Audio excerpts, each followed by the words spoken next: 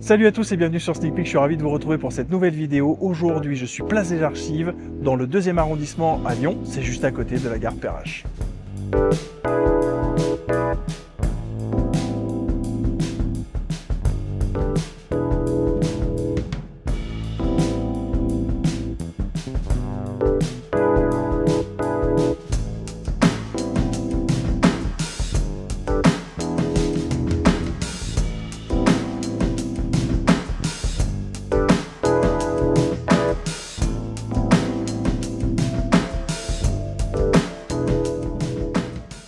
Alors vous allez me dire pourquoi tu as choisi d'être place des Archives, il y a un peu de vent, c'est un quartier, il n'y a pas grand chose à voir. En fait, il y a les archives municipales de Lyon. Et pourquoi je suis devant les archives municipales de Lyon, qui sont installées ici il y a quelques années, je crois il y a un peu plus de 10 ans maintenant. C'est pour vous présenter évidemment la Air Jordan 17 Low Infinite Archives. Oui, cette paire est enfin en review sur la chaîne. Il a fallu patienter un petit peu pour la voir, il a fallu patienter aussi pour que je puisse réaliser cette review, mais je suis vraiment ravi de pouvoir le faire. On va parcourir tous les détails, et Dieu sait qu'il y en a beaucoup, parce que Easy Otabor, qui est le fondateur de Infinite Archives, a tenu à incorporer énormément de petits détails. Il a même ressorti un magazine Jordan, on va en parler dans la review. Tous les détails, comme d'habitude, c'est dans la review. C'est parti tout de suite sur Sneak Peek. C'est parti pour cet unboxing de la Air Jordan 17 Low Infinite Archives.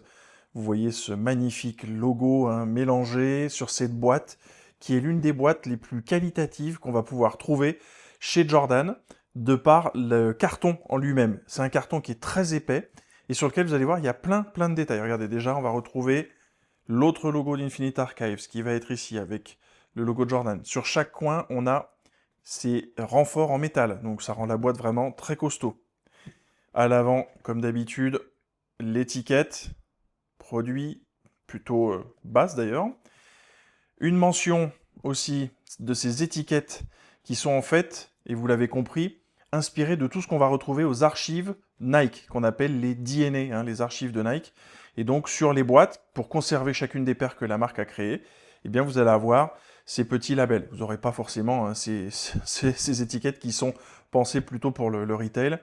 Et donc vous voyez ici, vous avez ça. Le logo Jordan Infinite Archive se retrouve aussi ici, avec une mention pour la date de 2002. Donc ça, c'est vraiment l'année où a été lancée, commercialisée pour la première fois la Air Jordan 17. On retrouve encore le logo ici, donc vous voyez aux 4 coins, et encore ici. Et donc avec ces renforts en métal, qui d'ailleurs, c'est marrant, sont présents plutôt à l'arrière de la boîte, mais pas à l'avant. Ça, je ne sais pas pourquoi. Le dessous, les mentions classiques, Nike, Air Max, etc. Rien d'exceptionnel. Mais vous voyez un carton marron, mais qui est assez épais. Et si on ouvre la boîte, on va se rendre compte très rapidement, justement, que c'est un carton qui est vraiment très épais. Et justement, à l'intérieur, les détails continuent. Une étiquette qui vient justement aussi de cette DNA, ce stock de Nike, avec, vous voyez, donc la Jordan 17, créée par Wilson Smith, donc c'était le designer principal, qui était vraiment, donc, vraiment très bien reproduite. Tous les petits détails, vous savez que j'adore ça, et je sais que quand vous regardez ma chaîne, vous aimez aussi voir tous ces détails. Le couvercle, c'est bien, mais c'est ce qu'il y a en dessous qui nous intéresse, et donc ici, on voit le papier. Un papier pareil, qui est encore un peu épais par rapport à ce qu'on va retrouver habituellement, et je vous le montrerai après en détail complètement, avec plein de petites références sur ce qui va être proposé sur la chaussure, et même donc les schémas de création de la Air Jordan 17. Donc ça, c'est vraiment sympa, c'est là où je trouve qu'on rentre vraiment dans les détails. Quand on ouvre le papier, on va tomber donc sur deux choses. La première, c'est ça, un petit sachet qui contient, oui, une paire de gants inspirés de ceux que l'on a chez Nike au service DNA. Donc vous voyez, Department of Nike Archives. C'est bien trouvé, ils sont toujours bons au niveau marketing, les amis de Nike. Et donc, les deux chaussures complètement emballées dans le plastique. Et je vous propose qu'on continue à avancer sur cette partie-là. Et vous voyez que la mémoire joue des tours. Parfois, oui, parce qu'en fait, je me souviens maintenant pourquoi on n'a pas le renfort en métal sur cette partie-là à l'avant, tout simplement parce qu'en fait, on peut faire glisser tout simplement la boîte. Et vous voyez ici qu'on va retrouver un adaptateur 33 tours, 45 tours. Pour ceux qui utilisent des vinyles, et je sais qu'il y en a de plus en plus maintenant, mais moi, quand j'étais jeune, on utilisait encore beaucoup les vinyles, et donc je trouve ce petit détail très cool. J'ai pas de platine vinyle, donc je pourrais pas vous le montrer en action, Mais si j'ai l'occasion un jour, je vous le montrerai. C'est vraiment un petit détail très sympa et un accessoire qui est très rare. Moi, j'adore tout ce qui est avec un logo Jumpman, donc pour le coup, c'est cool de retrouver ça ici. Comme promis, on regarde le papier en détail. Donc, je vous le disais, un papier qui est très épais, vraiment très très classe, un peu glacé. Donc ça, c'est vraiment sympa. Et on voit justement donc les schémas de création de la Air Jordan. Vous voyez tous les détails qui vont rentrer en compte pour pouvoir créer notamment bien cette couverture qui n'est pas sur la Air Jordan 17 Low, mais qui est sur la Air Jordan 17 High, que je vous montrerai dans une autre vidéo, que vous avez peut-être déjà vu dans une de mes vidéos. Et donc vous voyez ici les premiers concepts. Donc c'est quand même assez proche de ce qui a été proposé au final. Et là, c'est surtout l'idée, en fait, en particulier de tout ce qui est pour les lacets et les moules qui vont être nécessaires pour ce laçage. Donc c'est quand même vraiment très très cool d'avoir ce genre de petits détails qui peuvent venir uniquement des archives. Et donc on retrouve avec le logo évidemment de Infinite Archives au milieu. Les chaussures, comme je vous le disais, elles sont très bien emballées, comme si elles étaient aux archives de Nike. Pourquoi? Parce que vous le savez, l'air va avoir un impact sur ce qui se passe pour le vieillissement de la chaussure, les cols, les peintures, les plastiques vont vivre. Et donc si on a trop d'air, on prend vraiment un risque. Donc on va ouvrir ce sac. Désolé par avance pour le bruit que ça va faire un peu dans vos oreilles. Voilà. Et on pose le sac à côté. Et donc le papier. Et voici donc cette Air Jordan 17 Infinite Archives qui est proposée donc dans ce coloris qui est vraiment magnifique. On commence tout de suite avec les détails. On rentre dans les détails et vous voyez, petit détail important, j'ai mis les gants qui sont fournis avec, donc Infinite Archives, DNA, donc on est vraiment là sur les gants qui vont être proposés, ou en tout cas ça ressemble, j'ai vu les vrais gants récemment qui sont portés dans les ateliers DNA, ça ressemble globalement, mais c'est cool de pouvoir manipuler les paires. On sait aussi qu'avec le temps, ce qui va abîmer, on le sait, quand on a en journée, même si on a les mains propres, on a toujours quand même des matières qui peuvent venir se déposer sur les paires. Et donc, quand on a des paires qui sont très anciennes, le risque, c'est qu'elles s'abîment avec le temps. Et pour le coup, ici, on ne va pas prendre ce risque. Donc, le coloris de la paire, c'est beach, le coloris principal, plage, donc clairement un coloris un petit peu sable. Ce que j'aime bien dans cet ensemble ici, et je pense que vous serez d'accord, c'est le fait que c'est quelque chose qui peut se porter un petit peu de manière plus casual, même si c'est une silhouette qui est quand même un peu agressive, très moderne, qui ne plaît pas à tout le monde, clairement, la Air Jordan 17 et la Air Jordan 17 Low. Pour le coup, moi je trouve justement que c'est très réussi et que ce coloris est parfait. Il a un petit côté un peu nostalgique, je trouve, et en proposant aussi quelque chose de nouveau sur la silhouette. La chaussure en elle-même, vous le voyez, c'est donc une Air Jordan 17 Low, avec quelques petites modifications, notamment ici, on va commencer avec ce qu'on appelle l'eyelet, donc le trou pour passer les lacets. D'habitude, c'est un faux métal, là, c'est carrément un plastique qui est un peu transparent, avec la mention de Jordan 17, on voit qu'on arrive à l'attraper légèrement ici, et on retrouve donc d'ailleurs ce concept transparent. Habituellement, c'est plutôt métallique. Là, Easy au Tabor a voulu quelque chose d'un petit peu plus sobre, mais en même temps qui donne, je trouve, un côté assez différent. Donc ça, c'est très sympa, je trouve, à voir. Le cuir qui forme l'upper, franchement, regardez, on voit le grain de ce cuir, la manière dont il a été travaillé. On peut voir qu'il a été enroulé. Alors, qu'est-ce que ça veut dire? La plupart du temps, c'est que c'est un simili-cuir. J'avouerai que j'ai pas eu les infos, j'ai pas trop vu dans les autres reviews. Il y a de fortes chances que ça soit quand même un simili-cuir. Faut aussi préciser que cette paire était moins chère, par exemple, que la Air Jordan 17 Low que vous pouvez voir en review. Je vous mettrai le lien ici que j'ai fait l'année dernière parce que justement cette paire était sans doute un petit peu différente. Donc c'est quand même toujours cool de pouvoir le comparer. Ensuite, le cuir sur l'avant, pareil, je pense que c'est un cuir synthétique, mais qui est vraiment de bonne facture, de bonne qualité. C'est vraiment très agréable au toucher, et c'est quelque chose aussi qui, en fait, protège les pieds. C'était comme ça que ça avait été pensé d'un point de vue performance. Sur l'avant, on va retrouver le petit accent noir, qui est là justement pour renforcer l'avant du pied. Le 23, vous voyez que la semelle est légèrement translucide. Ça, c'est quelque chose qu'on a très peu vu, ou pas du tout à mon sens, même sur les Air Jordan 17 jusque-là. Le côté medial, le côté interne du pied, va reprendre exactement la même chose. Donc, contrairement à la Air Jordan 17 High classique, où on peut choisir deux tailles pour passer les lacets, ici, il n'y a pas cette possibilité. Ce sont des trous plutôt pour la ventilation, ce qui est utile parce que c'est quand même une chaussure qui tient assez chaud aux pieds, il faut le préciser. On a aussi donc ce cuir perforé qui fait tout le tour. Donc ça aussi, c'est assez sympa. Je trouve que c'est une petite touche qui est assez réussie. La partie chaussette, entre guillemets, qui permet de passer de high à l'eau ou si on la rentre. Moi, j'avouerai que j'ai porté récemment mes 17 lots UNC en cachant justement cet upper, et je trouve qu'on a vraiment une low qui a un look un petit peu différent. J'aime bien les deux, perso. Ça, à vous de voir si vous prenez cette paire qui, en termes de ruisselle, n'est pas non plus très élevée. Vous voyez qu'avec ce coloris sable, on a une transparence très accrue sur ce châssis en TPU, hein, en plastique, qui va venir faire tout le tour et qui offre une rigidité assez importante. Et du coup, ça nous permet de voir vraiment la bulle d'air. Hein, vous voyez, je passe mes dos à l'arrière d'excellente manière. C'est toujours cool, on voit que c'est une unité air qui est quand même assez large, hein, qui prend quasiment tout l'arrière de la chaussure. Donc ça, c'est plutôt cool. Et on va passer maintenant donc à la partie semelle extérieure, avec donc tous ces pods de couleurs. Bon, j'ai entendu dire au moment de la sortie de la Jordan 17 que c'était un parcours de golf avec des bunkers, avec des greens, etc. Depuis, ça a été démenti, en particulier depuis qu'on a ce dernier run qui est sorti de Air Jordan 17 Low.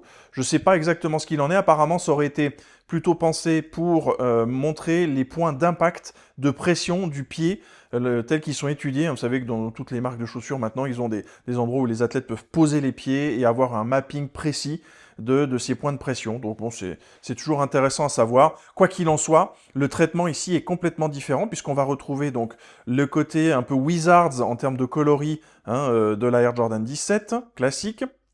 On va retrouver la UNC Low, la Lightning, donc c'est les deux paires qui sont ressorties l'année dernière avec les mallettes et qui sont aujourd'hui sur des prix de revente très très élevés. La White Red, hein, qui est un des classiques que j'aimerais tellement revoir sortir, et qu'on voit d'ailleurs ici au pied de Darius Miles, je vous le montrerai d'un petit peu plus près si ça vous intéresse dans une autre vidéo.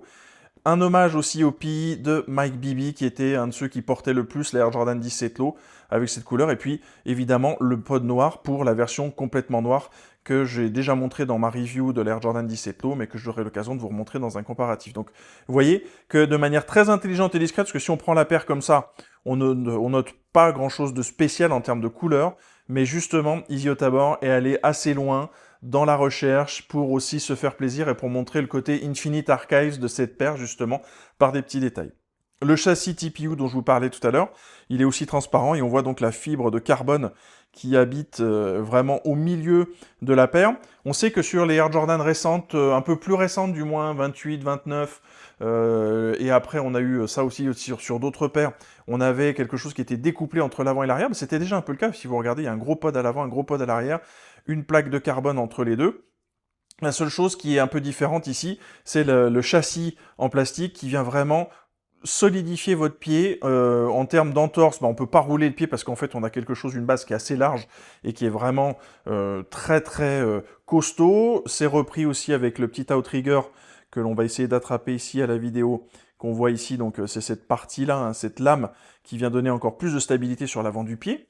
C'était ça l'idée de ce design. C'est vrai que si on compare par rapport à des chaussures de basket modernes qui sont quand même beaucoup plus souples, le châssis offre une rigidité assez énorme. Alors pour le coup, moi j'ai adoré jouer dans les Jordan 17 à l'époque.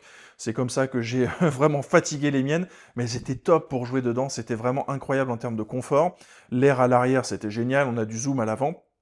Et on a aussi donc ce châssis qui offre de la rigidité. Je ne suis pas sûr que tous les joueurs aiment ce genre de choses. Je pense qu'un joueur plus léger n'appréciera pas forcément ce genre de choses. Il faut aussi préciser que pour le fit, hein, donc on est true to size, très clairement ici, mais c'est une chaussure qui est quand même assez serrée. Hein, donc ça, pour l'enfiler, c'est toujours un peu difficile. La Jordan 17 High est plus simple à mettre parce qu'on a ce côté un peu chaussette qu'il faut forcer entre guillemets pour pouvoir insérer le pied. Et puis également préciser que donc une fois que c'est à l'intérieur, on est un petit peu serré au départ, c'est un peu surprenant, mais c'est quand même des chaussures qui sont très confortables. Après on finit par les oublier, et c'est assez étonnant ce principe. J'ai jamais joué avec les lots, très honnêtement, ces chaussures qui sont quand même assez chères, donc je les porte pas pour jouer, mais pour le coup je serais curieux de savoir si quelqu'un a joué récemment avec les dernières versions, et avoir un retour par rapport aux chaussures de basket un peu plus modernes. Mais en tout cas au début des années 2000, c'est ce qui se faisait vraiment de mieux. J'ai enlevé le gant pour faire quelque chose avec vous que j'avais très envie de faire. Vous voyez, quand on regarde les Air Jordan 17, quand on vient de les recevoir, on a toujours ce petit plastique avec marqué peel off, donc c'est-à-dire à enlever finalement. Et on va faire ça ensemble pour dévoiler justement le design qui a été choisi en termes de couleur. Regardez, c'est vraiment magnifique. Hop, voilà, le petit plastique est enlevé. Et donc vous voyez qu'on a plusieurs couleurs, la Jordan 17 Metallic Silver, la Jordan White College Blue que Jordan a porté beaucoup avec les Wizards, et puis on a aussi donc la version 17 Plus avec la peau de croco hein, qui était sur l'arrière de la paire et donc qui est représentée par cette couleur un petit peu plus cuivre. Et donc c'est vraiment, je trouve, l'endroit le plus magnifique de cette paire. Vous regardez les couleurs qui vont passer. On n'a pas eu ça sur d'autres paires de Air Jordan tout court. Aujourd'hui, c'est vraiment la première fois, d'ailleurs je reflète un petit peu dedans, c'est vraiment la première fois qu'on propose quelque chose comme ça. J'aime aussi l'idée de penser que ça représente un peu le coucher de soleil qu'on voit justement derrière l'image de Jordan lorsqu'il dunk sur le skyline de Chicago. Ça me fait penser un peu à ça. Mais concrètement, c'est vraiment quelque chose qui est très réussi, qui va sans doute s'abîmer un peu avec le temps, donc il va falloir que je fasse très attention quand je les porte, mais en tout cas, c'est une grande réussite, donc cette partie chromée qui est représentée et habillée de couleurs complètement différentes par rapport à d'habitude. J'en profite pour vous montrer la top-down view de cette Air Jordan 17 Infinite Archives. Vous voyez qu'on est sur quelque chose d'assez carré comme la Air Jordan 16 et la Jordan 18, hein, c'est le même designer général, donc il avait ce design language sur l'avant du pied. Et je vous propose également maintenant qu'on regarde un peu les différences avec l'autre pied.